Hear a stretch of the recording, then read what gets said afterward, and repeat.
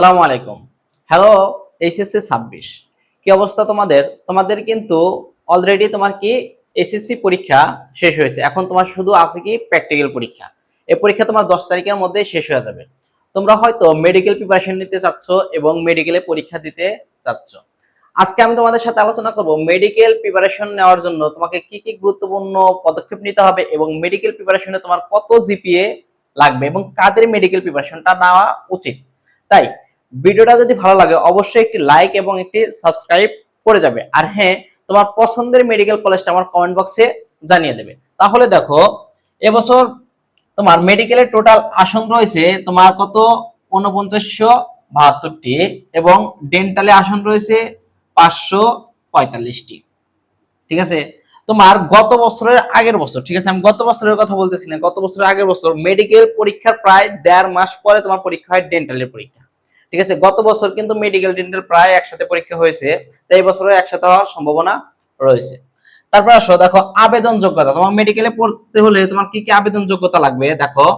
তুমি যদি এসএসসি 23 এবং 24 এবং এইচএসসি 25-26 মানে তুমি এখানে তুমি সেকেন্ড টাইম পরীক্ষা দিতে পারবে। তারপর আরেকটা একটা কথা, তুমি যদি একটা মেডিকেলে ভর্তি হয়ে আসো, তুমি একটা মেডিকেলে ভর্তি হয়ে আসো, তোমার ওই মেডিকেলটা হয়তো ভালো লাগে নাই, তুমি চাও যে হয়তো ঢাকার মধ্যে কোনো মেডিকেলে পড়তে, তাহলে কিন্তু তুমি ইমপ্রুভমেন্ট পরীক্ষা দিতে পারবে, তুমি পরীক্ষা দিতে পারবে মেডিকেলে। ঠিক আছে, দেখো তুমি তোমার যদি এসএসসি তে 4 জিপিএ থাকে এবং এইচএসসি তে 4, অবশ্যই তোমাকে কি 4 পেতে হবে এবং বায়োলজিতে তোমার কি 3.50 অবশ্যই পেতে হবে এবং টোটাল জিপিএ এসএসসি এবং এসএসসি 8.50 পেলে তুমি কি মেডিকেলে আবেদন করতে পারবে, ভর্তি পরীক্ষার জন্য আবেদন করতে পারবে।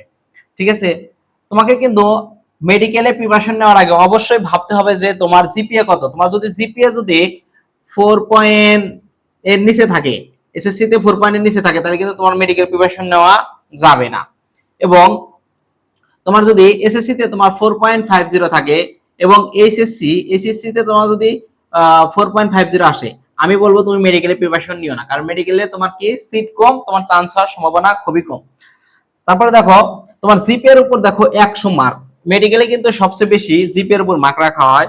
এখানে দেখো এসএসসি মার্কে তোমার এসএসসি জিপিএ কে তোমার 8 দ্বারা গুণ 40 এবং এসএসসি জিপিএ কে 12 দ্বারা গুণ 60।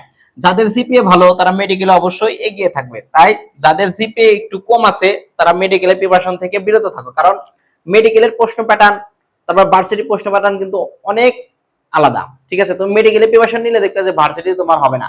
আর মেডিকেলে সিট এভারেজ সিট ধরো কত 5,000, কিন্তু ভার্সিটিতে তোমার সিট আছে প্রায় 25,000। ঠিক আছে, তাই প্রিপারেশন নেওয়ার আগে অবশ্যই ভেবে প্রিপারেশন নেবে। আর হ্যাঁ, ভাইয়া যেহেতু প্রতিনিয়ত বিভিন্ন বিশ্ববিদ্যালয়ে আপডেট তথ্য দিয়ে থাকে, ভাইয়ার কিন্তু ইউটিউব চ্যানেল ইউটিউব ম্যাজিশিয়ান এবং ইউটিউব পেজ তোমার ফেসবুক পেজটা অবশ্যই ফলো দিয়ে রাখবে এবং ইউটিউব চ্যানেলটা সাবস্ক্রাইব করে রাখবে। তারপরে দেখো, তোমার এখানে সেকেন্ড টাইম পরীক্ষা দেওয়া যায়, মেডিকেলে তুমি সেকেন্ড টাইম পরীক্ষা দিতে পারবে এবং সেকেন্ড টাইম পরীক্ষা দিতে তোমার কি টোটাল 3 মার্ক কাটা যাবে। যারা সেকেন্ড টাইম আসো অবশ্যই ভেবে মেডিকেলের প্রিপারেশন নিবে এবং তুমি মেডিকেলে পরীক্ষা দিবে।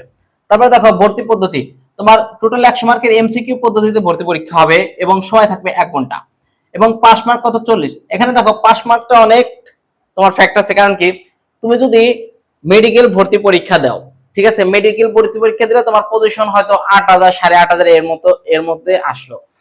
অনেক কিন্তু বেসরকারি তোমার কি বেসরকারি মেডিকেল কলেজ আছে, ওইখানে কিন্তু কোঠাতে ভর্তি হওয়া যায়। ঠিক আছে, আমি পরবর্তী ভিডিওতে ইনশাআল্লাহ জানিয়ে দেবো যে তুমি বেসরকারি মেডিকেলে কিভাবে তুমি কোঠাতে ভর্তি হতে পারবে।